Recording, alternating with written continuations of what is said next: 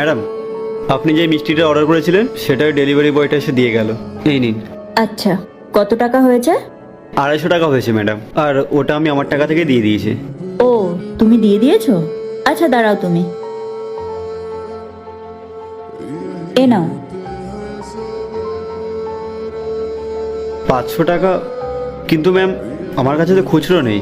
কোনো ব্যাপার না, তুমি তো এখানেই আছো, পালিয়ে তো আর যাচ্ছ না, পরে হিসাব করে নেওয়া যাবে। ঠিক আছে ম্যাডাম, আমি আসছি এখন।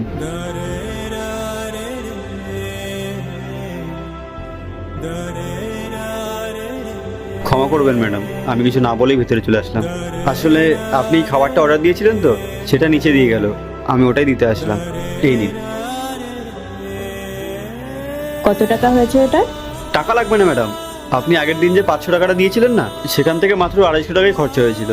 বাকি যে 250 টাকা ছিল সেটা থেকে আমি দিয়ে দিয়েছি, কিন্তু এখনো 50 টাকা বেঁচে আছে ম্যাডাম।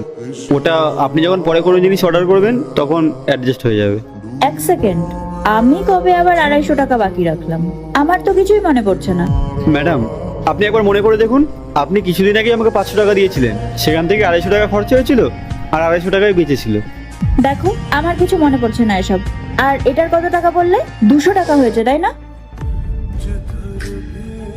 এই নাও 200 টাকা, ধরো আর যাও এখান থেকে।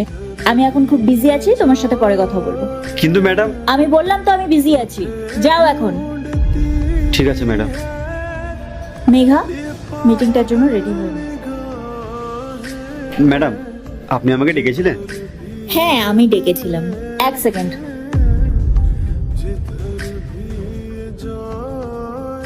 এই নাও, এইটার একটার মধ্যে কিছু ড্রেস আছে আমার, ওগুলো ফিটিংস করাতে হবে। আর আরেকটা ব্যাগের মধ্যে ফিটিং করানো ড্রেস আছে, ওটার মাপ দিয়েই এই ড্রেসগুলো ফিটিংস করাতে হবে। তুমি একটু ট্রেলারের কাছে গিয়ে এই ড্রেসগুলোকে ফিটিংস করিয়ে আনো। ঠিক আছে ম্যাডাম, আমি এক্ষুনি করিয়ে আনছি।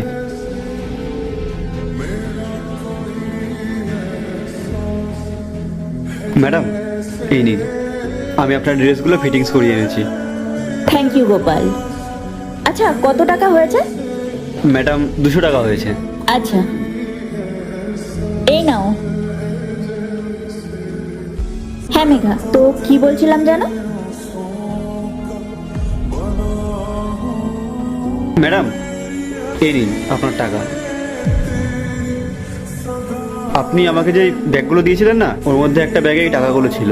আমি টাকাগুলো পেয়ে আমার কাছে রেখে দিয়েছিলাম যাতে হারিয়ে না যায়। নিন ম্যাডাম। এতগুলো টাকা? পার্ট 2 দেখতে সাবস্ক্রাইব করো ভেলকু 78M।